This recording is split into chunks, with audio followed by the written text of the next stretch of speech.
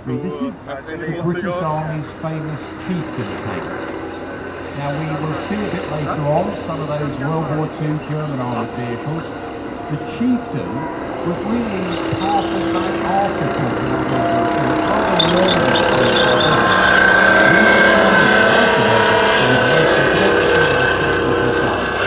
Pretty sensible. That's what made it less simple or reasonable.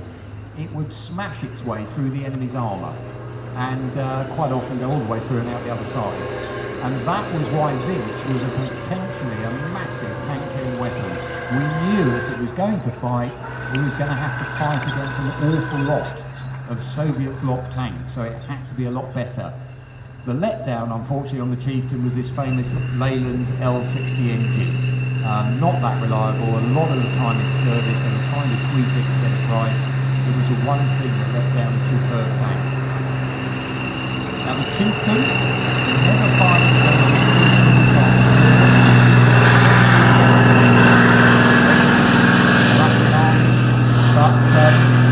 was a real successful way to sat there out in Germany with all those well-trained tank crews, not keeping an eye on the borders, hoping the Russians never came. Now the other tank driving around we brought on now, this is the American M60 tank. And the M60 is really is a 120mm gun, redundant. So this M60, it's got its gun in the travel lock at the moment, facing backwards. One of over 15,000 tanks that were built, and this particular version is what's called the M60A3, the Rise version, which was a reliability improved. It's got a better engine in the back. Now, the rather smoky, sinister looking beast driving around at the moment, that's the T-72. This is the sort of tank, and if the Cold War had been hot,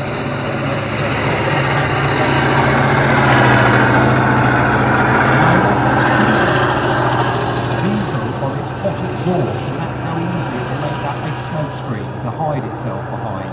So if you can imagine a tank backing into that, it means basically that you can hide yourself from the enemy very, very quickly, which is going to be harder for them to train their guns on you and get a shot on you.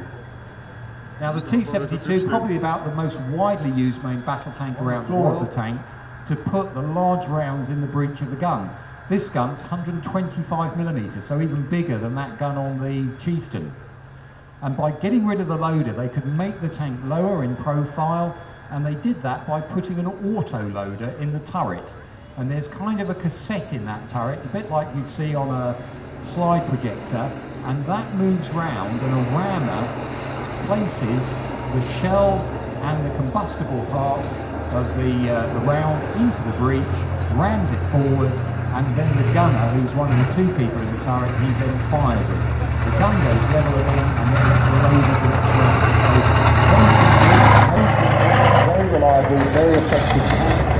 And this particular T-72, this was swapped with Poland, a very reliable, very effective tank. And this particular T-72, this was swapped with Poland a few years ago. We got it in the Chieftain, and we've actually using it with the army on exercises on sea light. There was this real worry back then that hollow charge weapons, things like rocket-propelled grenades, would be able to go through any type of armour. So they sacrificed armour, made it a very fast mobile tank. And what you've actually got there is really that British gun against the L7 gun, stunningly effective gun, very thin armour, with a thumping great MTU diesel engine in the back. And that can belt this tank around the battlefield very, very quickly. So the idea was, instead of protection, your protection is speed. So less armour, more speed. So different philosophies at different time, how they were going to fight tanks in the Cold War, and different aims as well, because don't forget the Soviet T-72 was really going to be wanted to reckon ahead of the main force before advancing. And to do that, they had vehicles like this one coming on now. This is the BRDM-2. And again in the 1960 reels, and they can be dropped down, and that helps them as well go over rough ground. Now again, this particular variant, it was for marking the battlefield. It's got some holes on the back, chemical weapon variant, sniffs the air, make sure the ground is clear, and it would mark a lane through a battlefield for the following tanks follow up behind it. So beautifully looking odd vehicle. This is called the ACRV, or in the West we tend to call it the IV-15. And what it is, it's built on the chassis of mobile artillery, something called the TS-1, which was a whopping great 155 artillery compartments. And as you work your way forward, it's got crudely enough tables and seats in there for all the different roles for the different people that are in it. Hopefully a vehicle like this you can never really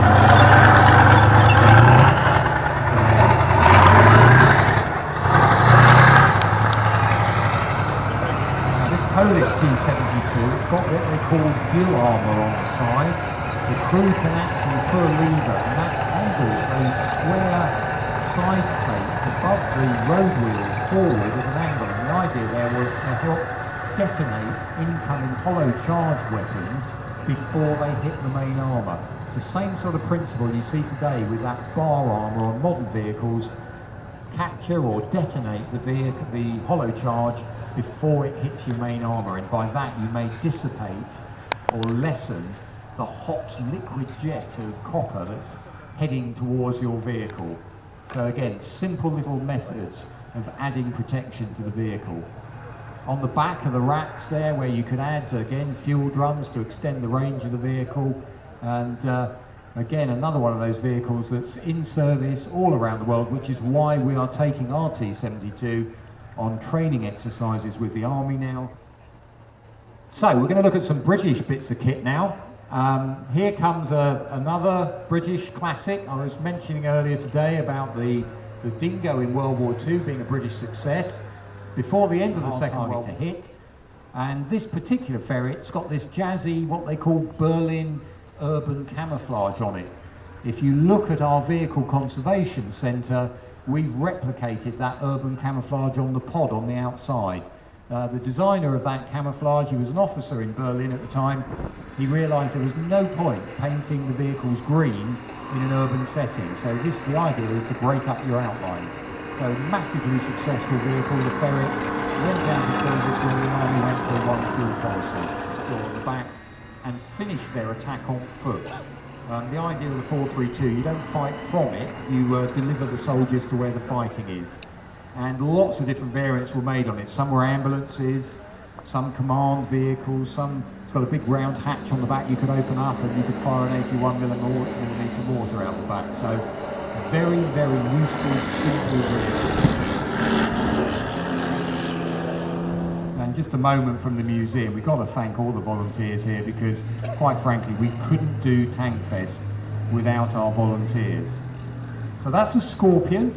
A whole family of vehicles were designed with the same engine, the same transmission, the same track, different superstructures. So we ended up with Rifles, Spartan, Samaritan, Sultan, all of them.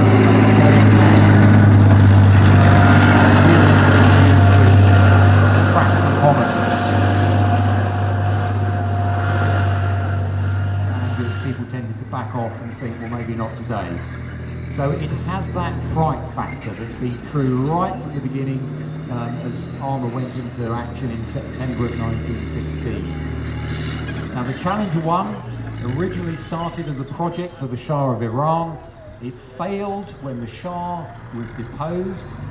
He put a lot of money into the development of tanks up at Tobruk, up at Chertsey, and we took over in Britain that project and changed it and made it into Challenger 1. It's the first generation of British tanks to have that new Tobruk laminate armour on. That's free in the turret, driver down the front, in what they call a supine position, almost laying on his back slightly.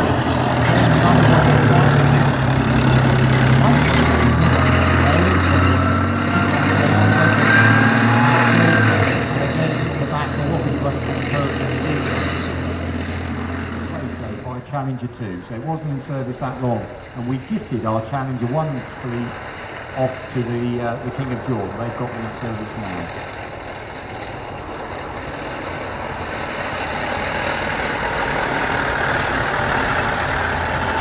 So this one, another Cold War tank, but from one of the people that was trying to again, the last thing they wanted is it drifting over a road and heading off down the Swiss mountainside.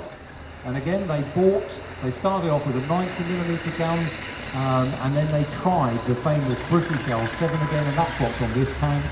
Very powerful gun there. So lightly armoured, relatively mobile, but it's what Switzerland came up with if they'd have had to go to war.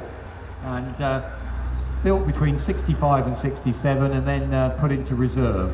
Swiss Army mainly, of course, reservists who would come forward in the time of war. That's when they would crew the vehicles.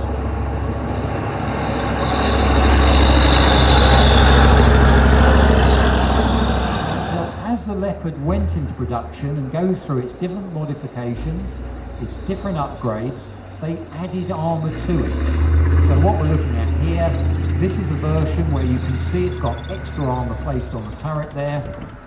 The classic German Balkan cross to identify its nationality. And again, slowly but surely improvements are made. So the Leopard tank goes through A1 right the way up to A6. And then later, basically a new tank is made, the Leopard 2.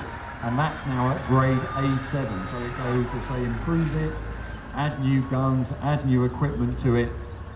It's now Leopard 2 has gone A1 right the way to A7. And at this moment, the Germans and the French are just starting a project together to replace the Leopard 2s. So whether it's going to be called Leopard Euro tank, and it now holds the record for the most produced, or the most produced armoured vehicle of all time. It's in up to 80,000 plus. Almost every country that bought the M113 slightly adapted. You can tell this is a Canadian one by those extra pods on the back to give a bit more storage space either side of the door. And again, if you're very clever, you can probably make out somewhere on the vehicle there's a little maple leaf, which is the Canadian battle, or the Canadian forces symbol. Now this other vehicle coming on is actually a derivation of the M113. In Canada, GMC looked at the M113 and their Canadian version, so it doesn't actually go up the smooth glacé plate and go into the open hatch if it is open. And again, just by the tracks turning round, that should propel you through the water and get you across a river or a lake. You wouldn't go on the open sea with it, first wave over the top, it would sink you.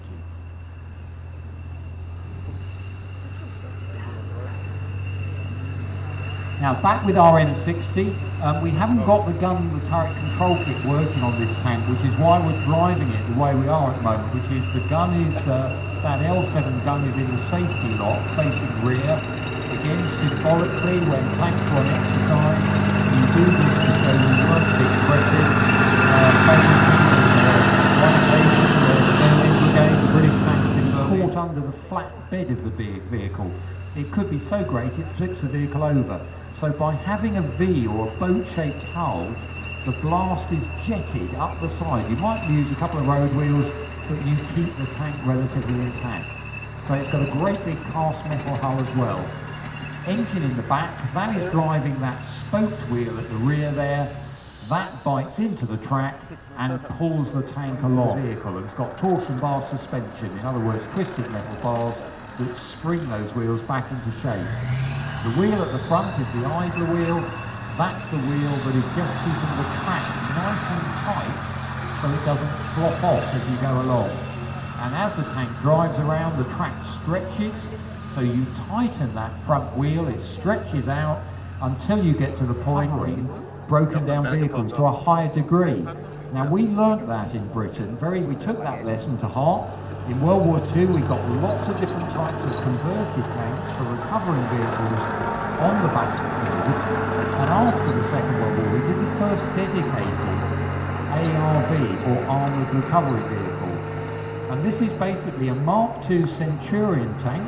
It's got the Meteor engine in the back, that famous Spitfire engine that was derated, took the superchargers off, played with it a little bit, and you ended up with the Merlin or the out. Then much fumes inside the museum space if we're moving things around. So we use this sometimes. Outside we still use the next vehicle coming on. And this is the next generation after the Centurion ARV. This is actually the Chieftain ARV. Now what happened with tanks getting heavier, you needed a tank that really, if you're going to recover things, that could have the same specification as a recovery vehicle as the tanks are in action.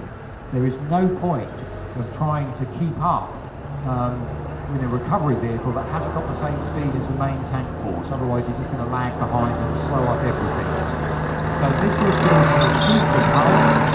Again, that was crane on the rear, so hence we ended up using these types of Chieftain tanks to use in recovery rather than lighter vehicles.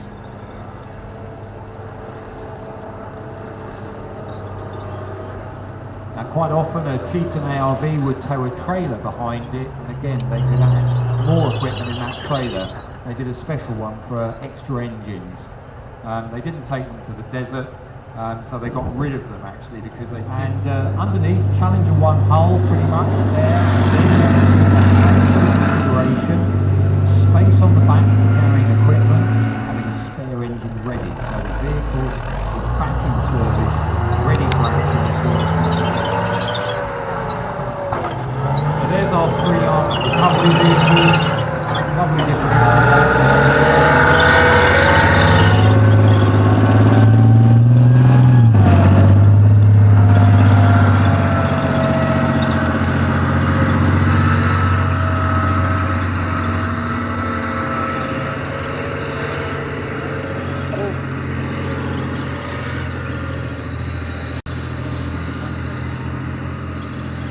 As I mentioned, all three of these vehicles are actually owned by the museum now. Britain, the first type of Centurion track was metal, all metal.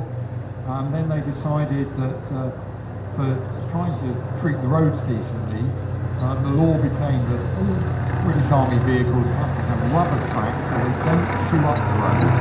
And you'll notice on that Soviet T-Century, they've got what they call aggressive tracking.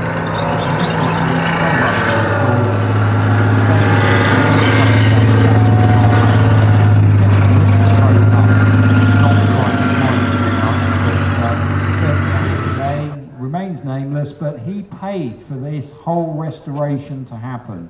So, you know, like reminding people today, thank you for coming. We are an independent charity. We need that sort of support so that we can actually spend the money on doing restorations like this. And what a good spend of that money. Look at that vehicle. No one else in the world's got one of those, and it's quite amazing seeing Armour running from that period. The Light Mark IV, armed with a Vickers machine gun. Sometimes they put a 303 or a .50 Vickers machine gun on it. Again, look at the wheel system. This is coming again from that Carden Lloyd family of vehicles. The Meadows engine is on the side of the vehicle next to the driver. And during the restoration process, again, you can see this on the film, we found that Meadows engine was actually being used by Lagonda sports cars in the 1930s. So you're looking there again, the same idea as the Scorpion. What's the best, most powerful engine being used by a sports car? Let's put it in a tank to give us enough willy. So there's our lovely little Light Mark IV. We don't think they were mainly used for training. A few may have gone to France. It looked like a couple were captured, so they may have gone to France to act as training vehicles with the BEF. Some were captured, we think, by the Germans and converted into improvised assault guns. Now behind it, our famous Matilda I. This tank comes out very regularly here at the museum. It's the first infantry tank that Britain designed in 1935. The idea was we came to the conclusion we needed a thickly armoured, slow tank to help the infantry on the attack. Thick armour because they knew it was going to have to take a fair bit of punishment. Machine gun for suppressing fire on the enemy position. And the Matilda I went into service. It was built to a budget, you can see that. V8 engine in the back. We've actually popped in a Rover car engine to keep this one going because we haven't got the original engine for it. But the A11, or the Mark I infantry tank as it was called, very simple. Again, you've got the commander in the top, driver in the front, radio on the floor of the vehicle behind him, so he has to drop down if he wants to send a message. Only 140 of them were built. And even as they were going into service, we'd started the design on the Matilda II that was a much better design for an infantry tank. And the Matilda II goes on to be called, as they said, called it the Queen of the Desert, a fantastically effective bit of armour in the early part of the war. Now behind the Matilda I, we brought on our Valentine. Now the Valentine originally was supposed to be another infantry tank. It was put together by Vickers. They took the project to the War Office and sort of offered it up at a time just before 1938 when we started to rearm in Britain, and so the War Office sort of almost bought it off the drawings. They hadn't even put out a specification for the tank. They just said, okay, that looks like it's worth having. And in a way it's one of those overlooked vehicles because we made, it's the largest number of tanks made in the UK in World War II were Valentines, and we tend to overlook them. This one is a late model Valentine, Mark 9. It's got the larger 6-pounder gun. The early models just had the 2-pounder on. But it had a good reliability, unlike many other British tanks at the time, because Vickers were using tried and tested components. Now inside there, the first models had an AEC petrol engine, but this one has got the GMC diesel engines.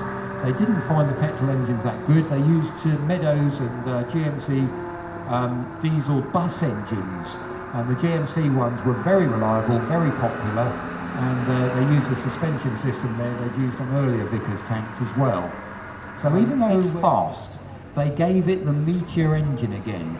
And we don't even bother to put a silencer on it, which is why, if you listen, there's that lovely throaty sound of those fish-tail exhausts on the back there and gurgling away with a Meteor petrol engine in the rear. It's got a slightly shortened version of the 17-pounder gun on it. They actually called it a 77mm high-velocity gun. 2mm is about the thickest there. What they did though was, this was the last tank where we put that flat front plate above the glacé. That was so it could take the Beezer mount, the machine gun mount that was insisted on all the British tanks. They then realised there was not much point sloping the armour just for that machine gun position. So on the next tank that's coming on, the Centurion, we got rid of that and we decided to have a lovely smooth front glacé plate instead. And the whole idea there is, if you angle your armour, you get more protection than just having it at 90 degrees. By angling it, yes, you've got the chance of a ricochet, but if you imagine a horizontally fired incoming round attacking that armour, it's got more metal to go through than if it's vertical when you angle the armour. So again, they decided to slope armour entirely on the front glacé plate after the comment. Issued to British troops late in December of 44, they took them away again because of the Battle of the Bulge. They wanted them to go into action in tanks they knew and could rely on, and then they were reissued early in January of 45, and they see action toward the end of the war.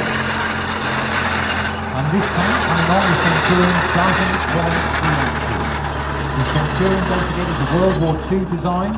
The Mark I Centurion, they rushed out to Germany. It's got a flared muzzle brake at the end on their 76mm gun. All the same calibers, the size of the hole about 76mm, that doesn't give away the power of the gun.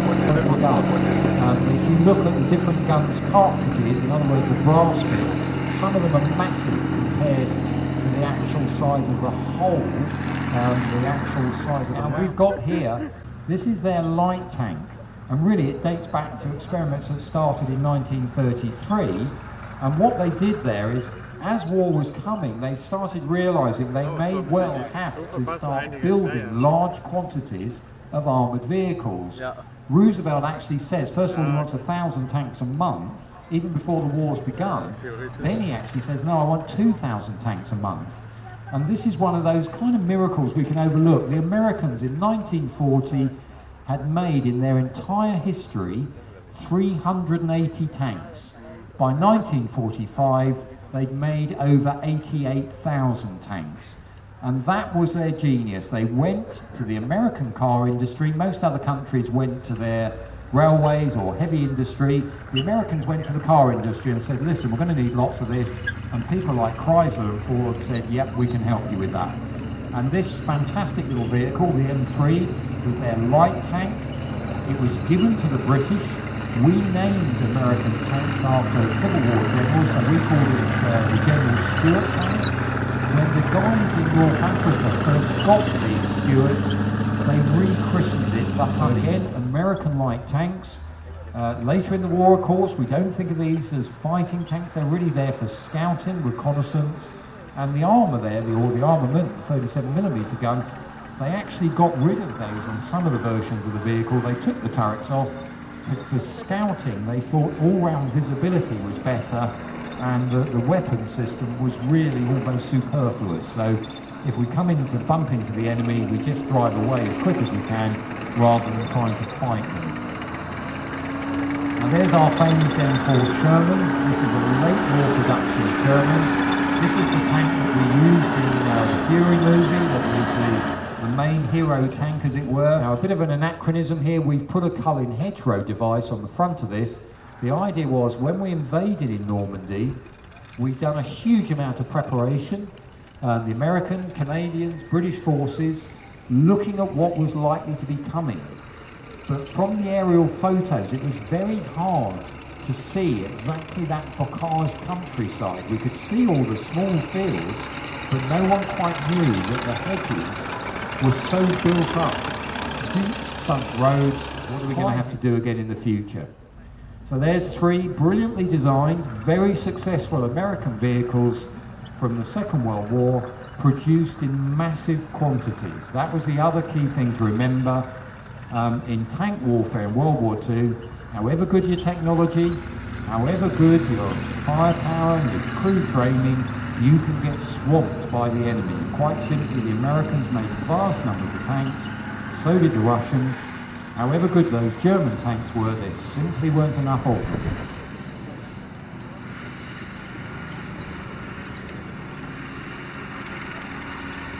Still buying. And so, in other words, if you want to turn left or right, if you want to turn left, you slow the left track down by turning that steering wheel. That means the right track speeds up a bit, and that means you can turn left. So a very simple system there. Having said that, this is really a rather over-complex vehicle, needle bearings for doing what it is. It's really a little porter tug. Was shipped out via Naples to Benghazi in North Africa in July of 1942. A very kind German officer recorded all the serial numbers of German vehicles arriving, and his diary was captured, so we know he had arrived in July 42. It's then issued to the 15th Panzer Division, and we think it's captured very shortly after at the Battle of Alam Halfa. We've got photographs of it soon after it was captured, being debombed. There's some local labour taking out all the shells out of it, and then it was shipped back to Britain with a number of other captured tanks for evaluation. Now this Panzer III, the L model, the Panzer III goes through a whole series of changes, different Ausrungs they're called, Ausrung A through to L, and this particular one with a long-barreled 50mm gun, it's got extra armour bolted on the front. That huge gamble. When the British attacked that attacking tank force at Arras, it frightened the life out of the German High Command, because they realised how vulnerable an advancing armoured column actually was. So again, we have to be careful, because so often we look at that campaign, we see all the German propaganda movies. The tip of the spear, as is often described, at the very front of the German attacking force was panzers. The rest of the massive part of the German army was marching on its own 2 feet, or on horseback, as it did the rest of the war. So there's our amazing Panzer III.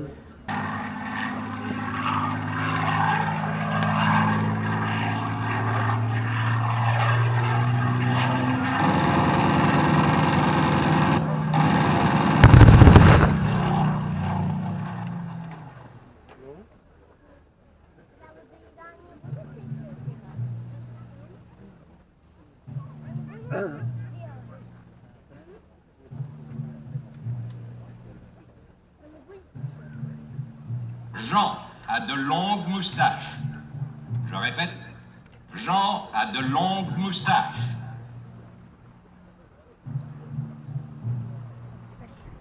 If you focus your attention on the arena, or for our purposes, occupied France, you can see French resistant fighters moving stealthily towards their planned objectives. In this case, a fuel dump. But before they can knock out this valuable supply base, they first have to eliminate the guards. Utilizing coded messages, hundreds of small groups of resistance fighters were activated to play a crucial role in interdicting supply and communication lines many miles away from the actual combat areas, consequently slowing down and delaying the German military's ability to quickly respond to the invasion.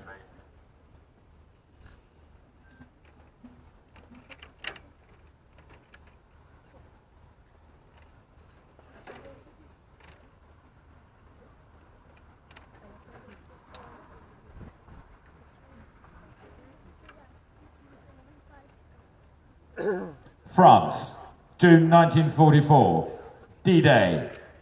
As dawn breaks, the horizon fills with the largest armada the world has ever seen.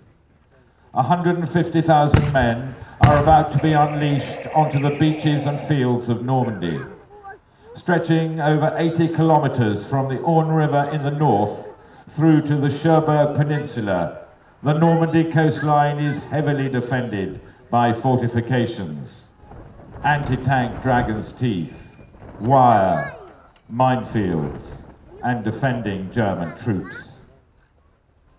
If you look to the center of the arena, you will see German forces from the 352nd Infantry Division setting up in a defensive position on a ridge, commanding views and lines of fire over Omaha Beach. This is the one featured in the film Saving Private Ryan. Omaha Beach, or La Plage d'Or, the Golden Beach to the French, is 7.5 kilometers long and overlooked by cliffs on either side. For the Allies, its importance cannot be underestimated. Failure to take Omaha would leave the British beachheads and the American beachhead at Utah separated and unable to assist each other, putting the invasion in great peril. The United States 1st and 29th Infantry Divisions are given the task of assaulting the beach, supported by a massive sustained naval bombardment at 05:45 hours.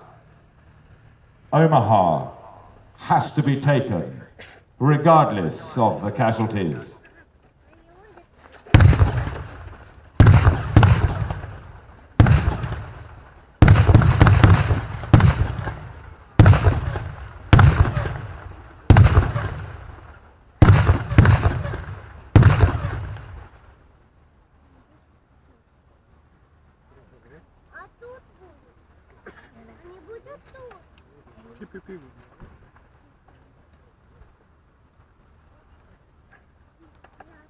If you look to the east of the arena, US infantry from the 29th Infantry Division can be seen moving forwards to attack the German defences on the right-hand side of the beach with their weapons. Secure in their fortified positions, the German defenders' heavy machine guns, mortars and small arms subject the Americans to sustained fire, which checks their forward momentum.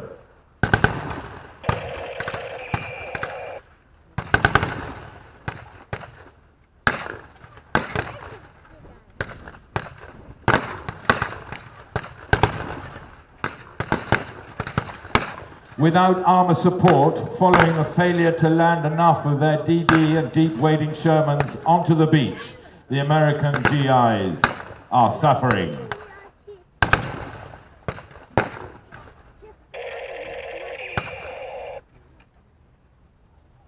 However, despite heavy casualties to the assault troops, which spurred Colonel Canham's famous line, "They're murdering us here. Let's move inland and get murdered," the Americans are able to gain a foothold and land enough armour in this case US Armour, to assist in suppressing the defenders by sustained heavy fire, allowing the US infantry to finally rally and engage the German defenders on the bluffs, whose morale finally breaks, forcing them to rout or surrender.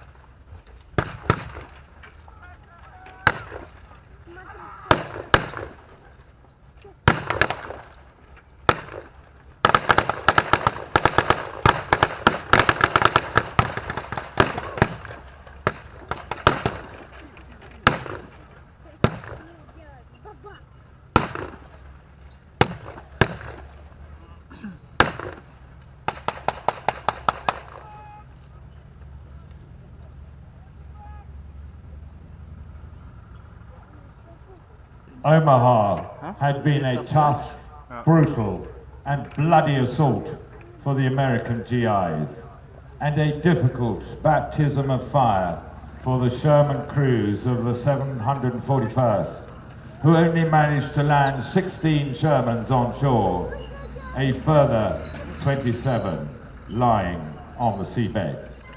Yet their job was only beginning, and whilst they'd taken the beachhead, it was now vitally important to help secure and enlarge it. Kein Sherman. Nee, das ist dort. Und da ist ein Stock.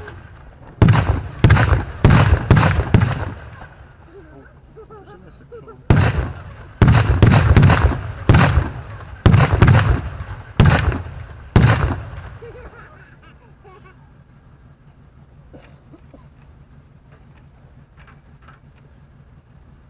Following another naval bombardment, this time by the Royal Navy, the action moves north along the Normandy coast to Sword Beach, at the mouth of the River Orne and the small port of Ouistreham.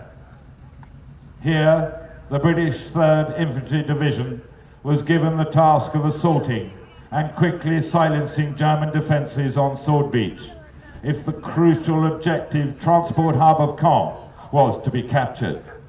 However, the Germans were aware of this and had moved the 21st Panzer Division, equipped with Panzer Mark IVs nearby, to attempt to drive the British back into the sea.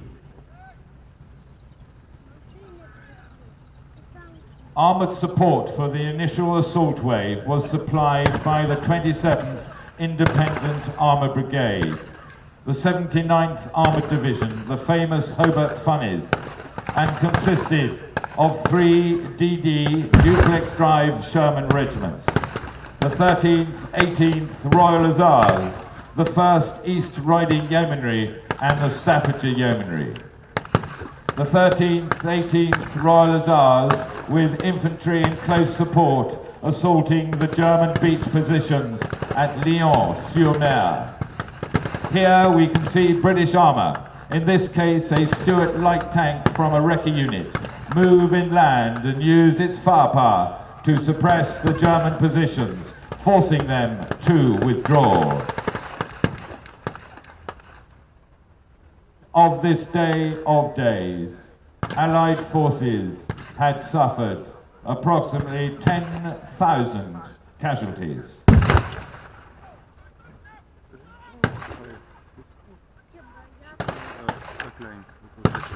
Das war einfach pyrotechnischen Reflex. Das war arg, ne?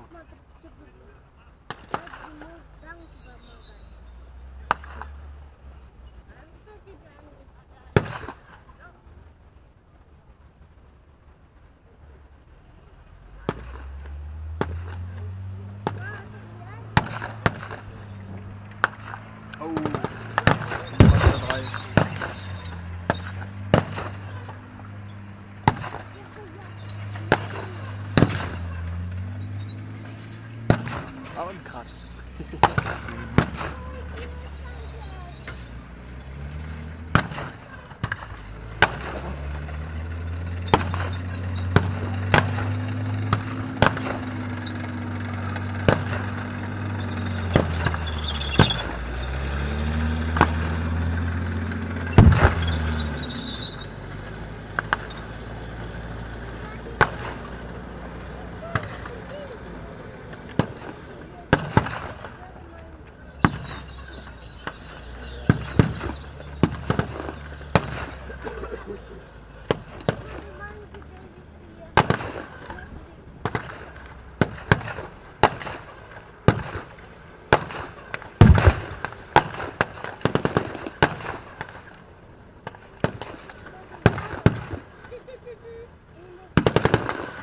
Now, not only do the Allies have to contend with the dogged German defenders on the beaches, but also the terrain inland. In this case, what the French call the bocage. These were large, thick hedgerows sprouting out of near impenetrable bases of earth, stone and thorn bushes, which themselves were 4 to 6 feet high and virtually insurmountable by armour, with the added danger of exposing the weak belly plate armour to the Germans if the unlucky vehicle was able to crawl over the hedge. Unfortunately for the Allies, the bocage was very extensive in Normandy, being used to separate and protect the fields from the wind. And together with the numerous apple orchards and sunken roads, the terrain beyond the beaches was adept at slowing down attacks and channeling the armour into anti-tank ambushes, which were increasingly deadly with the use of shaped charged weapons such as the single-use Panzerfaust.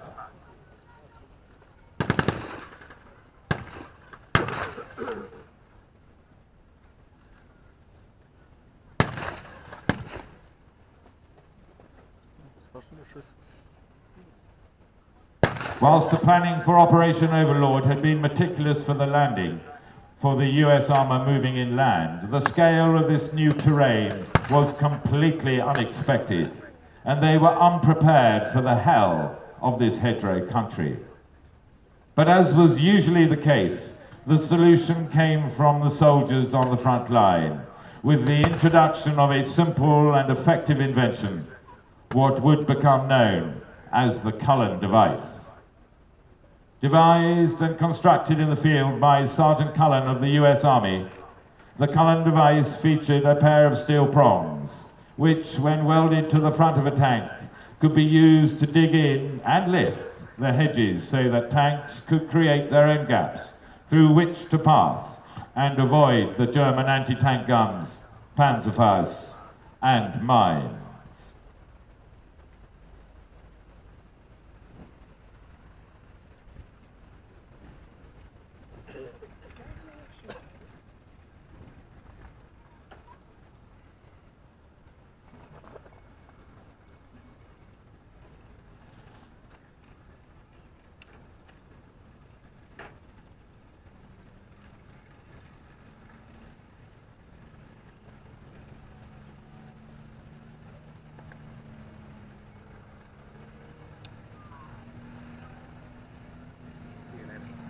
Here we can see a Sherman using the Cullen device with its prongs to good effect and creating a gap for the armour to push through. Uh-oh.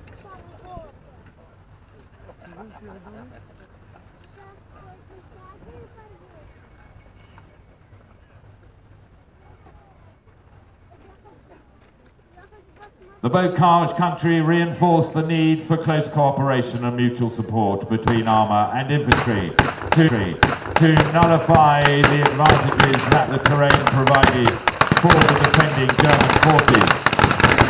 The infantry becoming the eyes and ears, with the tanks offering instant firepower.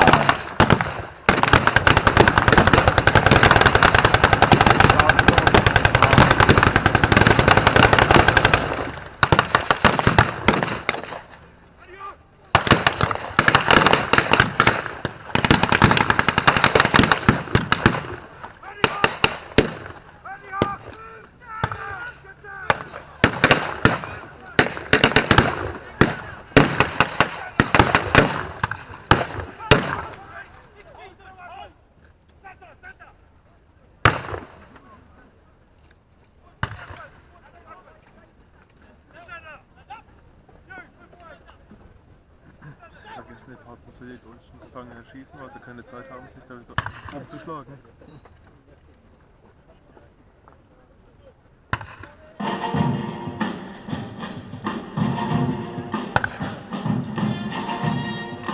War jetzt ein Stopp. Schreibt mal warum. Das ist sehr wichtig werden. Friends all tried to hold me, but I held my head.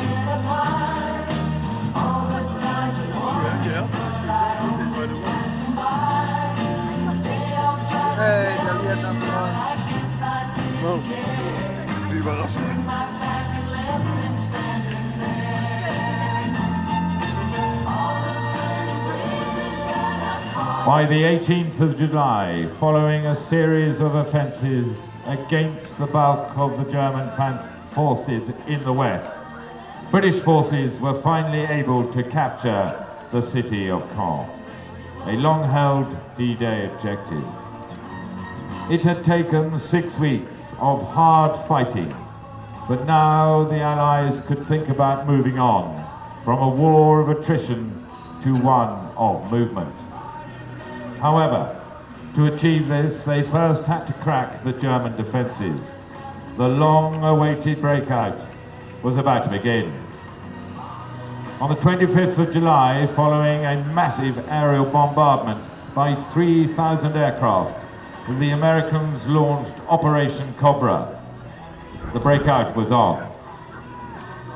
It was here on the American southern flank that the Allies had a numerical advantage in both men and armour over the Germans. And whilst the British and Commonwealth forces pinned the Germans to the north, it was the American sector that the breakout would be first achieved.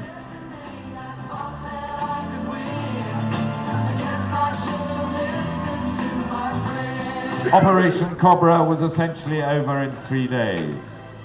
The opportunity was now available for the Allies to encircle as many of the remaining German forces as possible at Falaise and push onwards and liberate France and the Low Countries.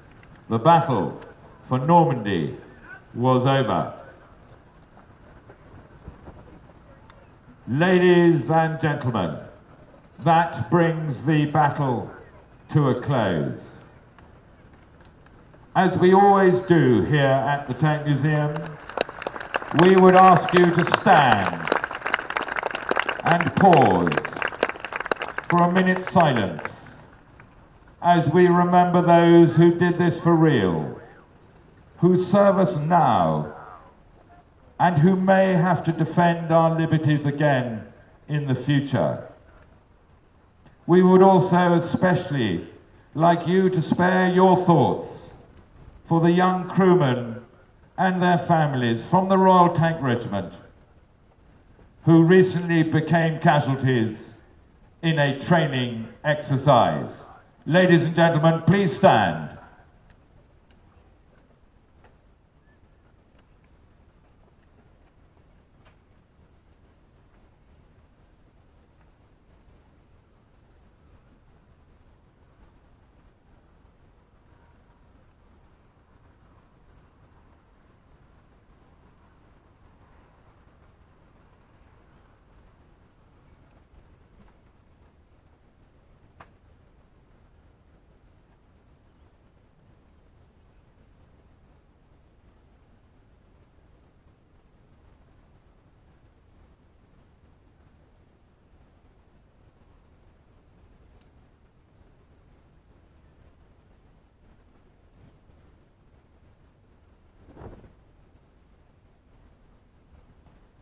In reverent memory of the people of all nations who have given their lives in the cause of patriotism and duty, and who now rest united in God's peace, the peace of reconciliation and of love and brotherhood.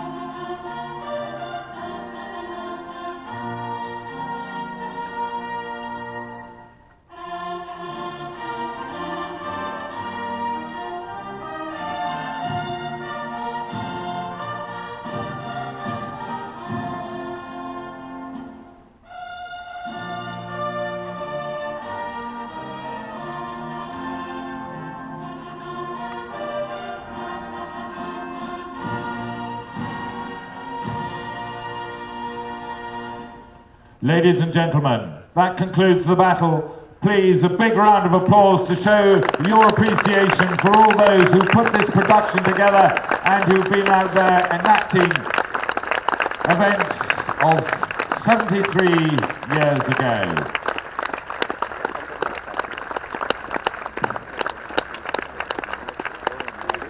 Thank you very much indeed, ladies and gentlemen. The site will remain open until 6 p.m, so plenty of time to see those areas of the Tankfest you have yet to go to. In a moment, once the arena is clear, tank rides will once again recommence. Ladies and gentlemen, thank you.